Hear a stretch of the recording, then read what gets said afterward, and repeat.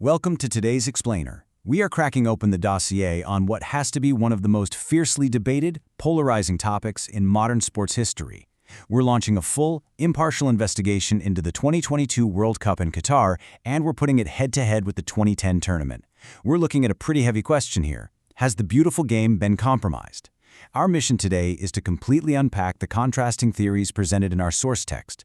We're going to map out the allegations, break down the tactical histories, and really navigate this intense clash between massive commercial interests and pure, unadulterated footballing philosophy. So is the soul of modern football for sale? It's a massive, unsettling question, and honestly, it's the central anxiety driving our source material. For diehard fans, the ones who follow the game religiously, this huge shift from grassroots tactics to absolutely sprawling global commercialization has sparked some intense scrutiny. This question right here, it's our anchor for this entire deep dive. Just keep it in the back of your mind as we sift through the very specific claims and the historical realities our source lays out. Okay, let's dive straight into this. Chapter 1. The 2022 Controversies. Our source material maps out a highly specific, almost red string-style conspiracy surrounding Argentina's 2022 run, claiming it was, and I'm using the text's exact word here, rigged. Now remember, we are absolutely not here to take sides. We're just here to dissect the anatomy of this argument. The claims basically rest on three main pillars. First up, a staggering number of soft penalties awarded at really crucial moments. Specifically, the 5 penalties awarded to Argentina, which the source highlights as a glaring statistical anomaly that raised eyebrows all over the globe. Second, there's the undeniable narrative building. And third, a massive financial windfall for FIFA. The source connects all these dots to suggest a tournament that was driven way more by corporate interests than by organic on-pitch competition. This whole theory hinges really heavily on that second pillar, narrative building for Messi. The text emphasizes that crafting an incredible storybook ending for one of history's absolute greatest players isn't just some feel-good moment. No, it's a highly lucrative, highly marketable asset for global organizations. Proponents of this theory, at least as outlined in our material, tie this alleged narrative building directly to FIFA's commercial interests.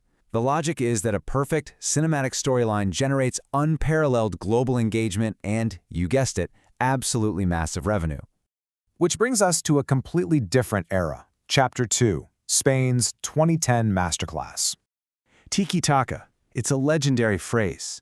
Our source frames Spain's 2010 style as an absolute masterclass that relied strictly on tactical genius, not deep pockets. This was a system built entirely on the training ground. It was rooted in relentless passing, suffocating possession, and just pure, systemic brilliance.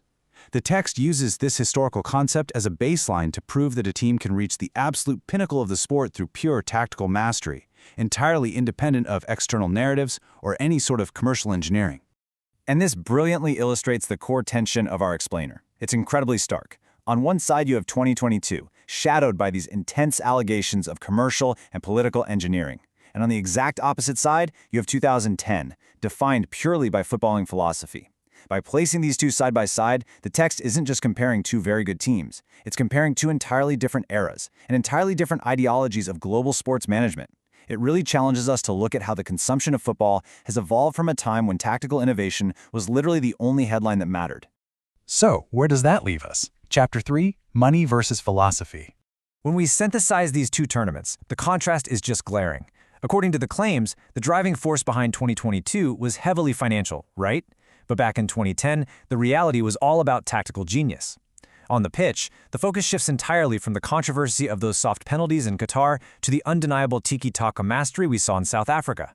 Ultimately, the underlying theme here really pits deep pockets against pure philosophy. The source material uses this exact framework to ask a fascinating question. Are modern victories being engineered by deep pockets in corporate boardrooms, or are they still being earned through pure philosophy on the grass? It's a highly analytical, incredibly structured way to look at the evolution of the beautiful game. Which brings us to the ultimate synthesis. Can the soul of the sport still survive big money? After holding up the tactical purity of 2010 against the sprawling, alleged commercial machinery of 2022, this is the final takeaway. The source really wants you to debate this. Whether you completely buy into the conspiracy theories or you think modern football is just as pure today as it ever was, the massive influx of commercial wealth into the sport is simply undeniable. As the pockets get deeper and these global narratives get louder, does pure footballing philosophy still stand a chance? That's the million-dollar question. Thank you for joining me for this explainer. Keep asking the tough questions, and I'll catch you next time.